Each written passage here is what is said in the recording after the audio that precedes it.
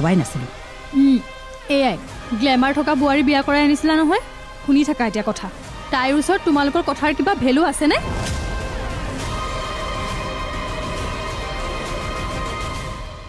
মই জানো তাই এইবোৰ কাম কৰা গুৰিৰ মানুহজন তই, আৰু এইটোও জানো যে তই তাইক চাকৰি কৰিবলৈ ফ'ৰ্চ কৰিছ।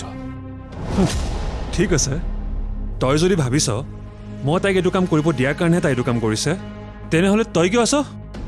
তইতো তাইৰ হাজবেণ্ড। মোতকৈ বেছি তোৰ কথাৰ ওপৰতহে তাই বেছি গুৰুত্ব দিব লাগিছিল। এইবিলাক কথা কৈ লাভ নাই। মই তোক ভালকৈ চিনি পাওঁ সঞ্জু।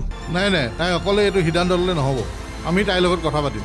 দাদা আপোনালোকে কথা পাতিব পাৰে, কিন্তু মোৰ মতে পাতি একো লাভ নহয়। সেইকাৰণে আপোনালোকক মই কথাটো ক'লোঁ।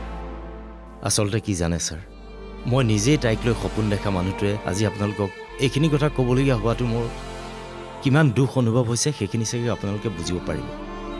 মই তাইৰ লগতো কথাখিনি পাতি চালি জাৰি চাইহে মই আপোনালোকক কথাখিনি কৈছোঁ। বাকী যিখিনি অফিচিয়েলি জনাব লাগে সেইখিনি বাৰু আপোনালোকক জনাব।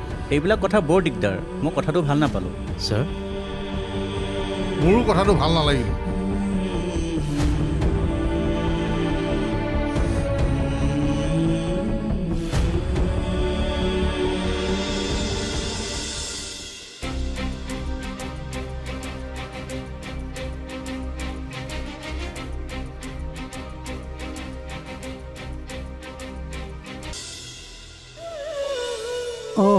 আপুনি জীয়েকৰ চাকৰিৰ মিঠাই খাবলৈ আহিল যেন পাইছোঁ।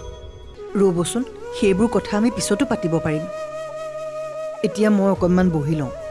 মোক পানী এগিলাচ দিয়কচোন। আহক আহক।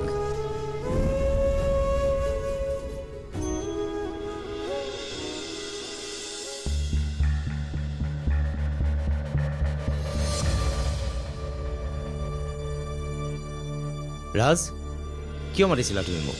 তুমি ফোন কৰাৰ কাৰণে মই গুচি আহিলোঁ। মেনেজমেণ্টৰ লগত মই কিবা কথা এটা পাতি আছিলোঁ। কোৱাচোন। তালৈ চাগে নন্দিনীৰ কথাও ওলাইছে। নন্দিনীৰ কথাটো ওলাবই, একো নহ'বা নিশ্চিন্তা কৰি।